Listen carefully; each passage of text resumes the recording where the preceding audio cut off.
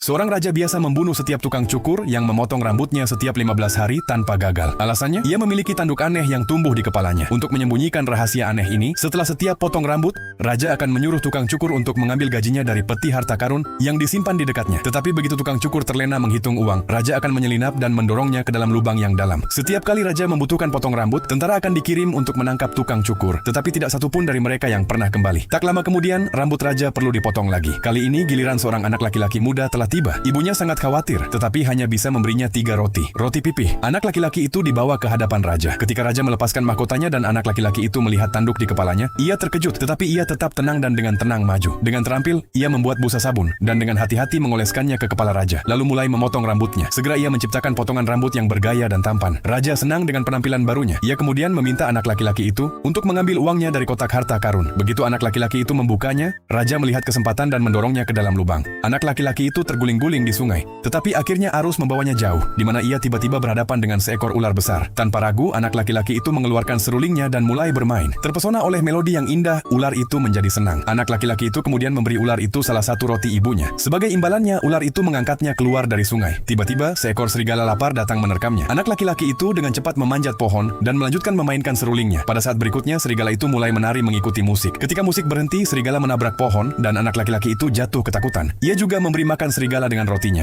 Dan setelah makan, serigala membimbingnya dengan selamat keluar dari hutan. Setelah itu, anak laki-laki itu memutuskan untuk mencari tempat berlindung untuk malam itu. Tepat saat itu, penyihir melihatnya dan mengira ia akan menjadi mangsa yang mudah. Ia menyamar sebagai wanita tua dan mengundangnya masuk. Saat ia duduk, perabotan menjadi hidup dan mulai menyeretnya ke arah panci masak. Sebelum ia terluka, anak laki-laki itu memohon untuk memainkan serulingnya untuk terakhir kalinya. Penyihir itu setuju. Tetapi begitu ia mulai bermain, penyihir itu larut dalam musik dan diam-diam pergi. Namun penyihir itu melihatnya pergi. Anak laki-laki itu kemudian mengeluarkan roti terakhirnya, dan penyihir itu memuaskan rasa laparnya dengan roti itu. Setelah makan, penyihir itu memberinya jaket ajaib. Ketika dikenakan dengan sisi yang benar menghadap keluar, jaket itu akan mengubahnya menjadi anak kecil. Dan ketika dikenakan dengan sisi yang salah menghadap keluar, jaket itu akan membuatnya tampak seperti orang tua. Sebuah ide tiba-tiba terlintas di benak anak laki-laki itu. Keesokan harinya, ia mengenakan jaket itu dengan sisi yang salah menghadap keluar agar terlihat tua dan pergi ke istana dengan mengatakan bahwa ia ingin memotong rambut raja. Setelah memotong rambut, raja menyuruhnya mengambil pembayaran dari peti harta karun. Tetapi ketika anak laki-laki itu membukanya, ia berseru bahwa ia belum pernah melihat begitu banyak emas dan permata dalam hidupnya. Mendengar ini, raja terkejut dan bergegas untuk melihatnya. Memanfaatkan kesempatan itu, anak laki-laki itu mendorong raja ke dalam peti dan dengan cepat menyelinap di balik tirai sebelum para penjaga tiba. Kemudian ia mengenakan jaket ajaib itu dengan sisi yang benar menghadap keluar, kembali ke wujud aslinya dan meninggalkan istana. Setelah ia aman, ia telah menang. Dengan hanya 3 orang kru panggung dan sebuah seruling, anak laki-laki itu tidak hanya menyelamatkan dirinya sendiri, tetapi juga membersihkan kerajaan dari kejahatan.